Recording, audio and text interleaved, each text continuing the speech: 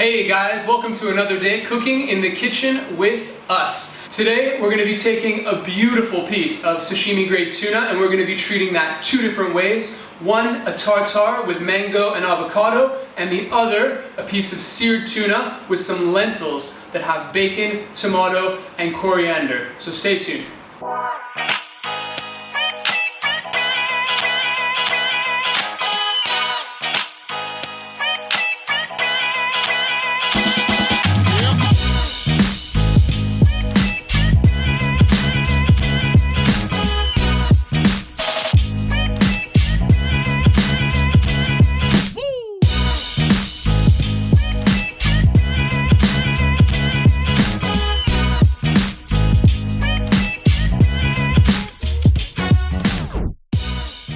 So, the first thing we're going to do is take our sashimi grade tuna loin and decide which parts we're going to use for tartare and which parts we're going to sear with our lentil salad. So, the tuna loin here, you can see has this round eye muscle, which is the more prime part of the muscle, and then you have this part over here, which has many more pieces of connective tissue inside and is not as nice to eat seared or raw. So we're going to take our seared pieces more from this area here, and then we're going to trim them up so they make a perfect rectangular shape, and any of the trimming we're going to dice into a tartare. So the first thing we're going to do is we are going to separate the eye muscle .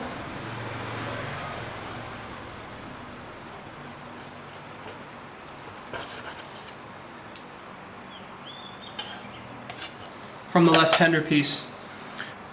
Now we want to cut two perfect squares from this. So I'm going to cut on an angle.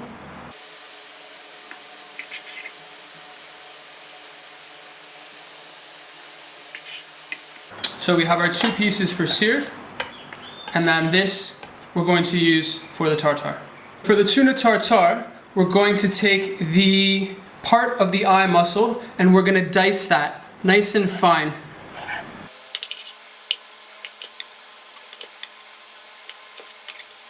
If you find the tuna is quite soft, you can always pop it in the fridge or the freezer to firm it up a little bit.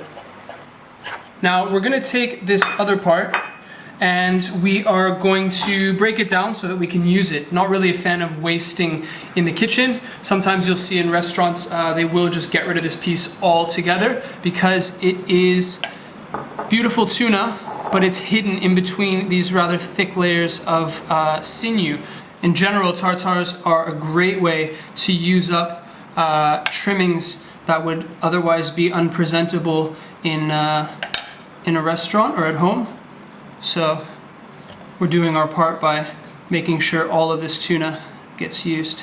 From our piece of tuna loin, we have this that we've yielded into nice diced pieces, and then from that other part we've managed to scrape all of this out, and this is the only part of that tuna loin that we're going to discard. So what we'll do is we'll quickly run a knife through this part of the tuna and add it to the rest. And there you have it, two perfect portions of tuna tartare. So now we're going to make the dressing. Now this recipe is something that I've had for a number of years and came from a very popular London restaurant. Really just adds big, bold, punchy flavors wherever you need it. We're going to start by putting our garlic, ginger, chilies, and lemongrass into a small bowl.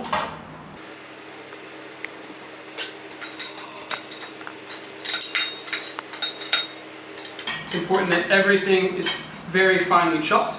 Then we're going to add some fresh chopped coriander. And feel free to use both the leaves and the stems. Then we're going to add the juice of one lime and about 3 tablespoons each oil.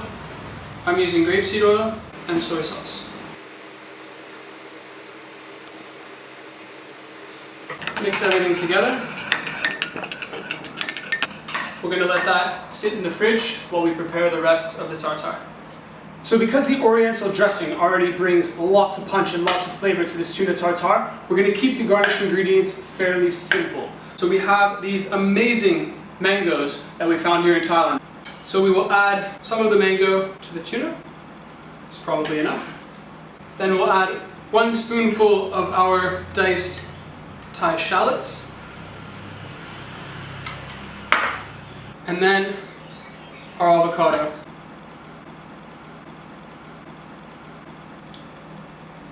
We're going to put that into our mixing bowl. Just add a pinch of sea salt, only a little bit because there's soy sauce in the dressing and that's already quite salty. And then we're going to add a few spoonfuls of our Oriental dressing that's been hanging out in the fridge. We're going to give that a mix.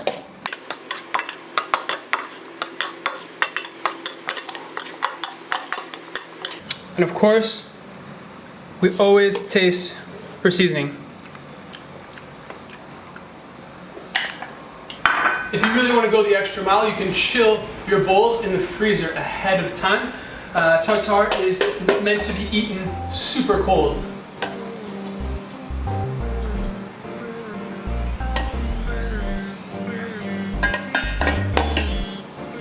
Alright, so there you have it.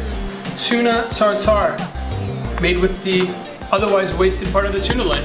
Well, there you have it. That is part 1 of our tasty Thai tuna video. If you want to keep watching to see the pan-seared tuna with warm lentils, bacon and tomato, you can click on the link above. Or if you've had enough tuna for one day, you can call it quits here. But before you go, please make sure to hit the like button down below and subscribe if you haven't already. Love reading your comments, so please leave comments down below if you do decide to take on this recipe at home.